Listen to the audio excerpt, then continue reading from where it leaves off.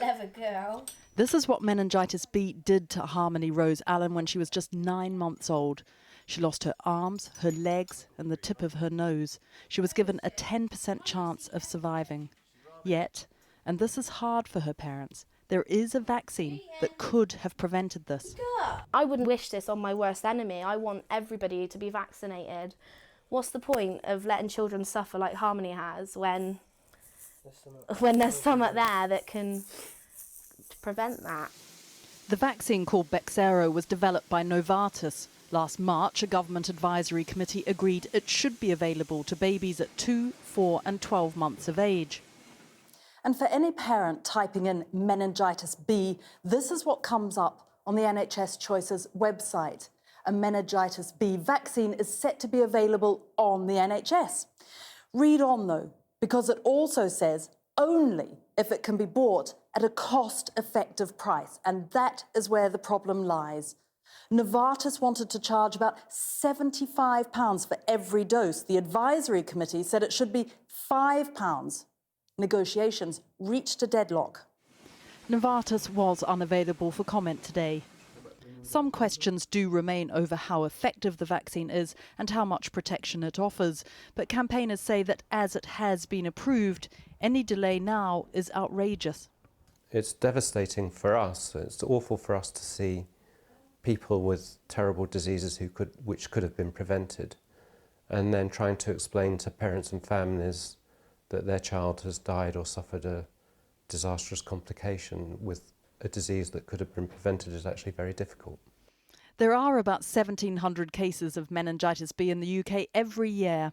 It can start with a high fever, vomiting and a refusal to feed. A rash, a sign of blood poisoning, can develop. And it can be fatal or leaves others like Harmony Rose with major disabilities. Earlier this month, though, the drug company GlaxoSmithKline became the new owners of the vaccine, and it's emerged that its chief executive has phoned the health secretary to discuss the problem.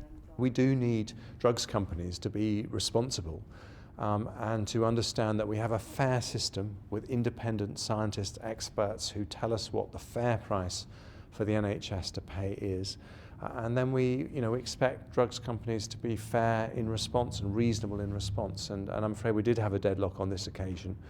But as I say, we've had some real movement in the last couple of weeks, and I think people will be very encouraged by that. This is the letter Harmony Rose's parents had from David Cameron, recognising the terrible impact meningitis B can have and promising negotiations were still underway. That was last December, and it's still not available on the NHS. Well, Victoria joins me now. Victoria, is this really all about price? Mostly it is, but of course, as I said in my piece, there are some concerns or unknowns about how effective it would be, for instance, in stopping the spread once it's in the general population, and that, of course, won't be known until it's rolled out. But largely it is about price. £75 was considered far too high. The NHS just simply couldn't afford it. And there was some discussion about rolling it out to teenagers as well, and that for the moment has been ruled out. If they can get a fairer price, then the vaccine programme will begin. But the problem that the Department of Health has right at the moment is that they announced this vaccination programme. They said that we were about to get it. And now, of course, they are in a poor negotiating position because they've rejected that price and they haven't reached another.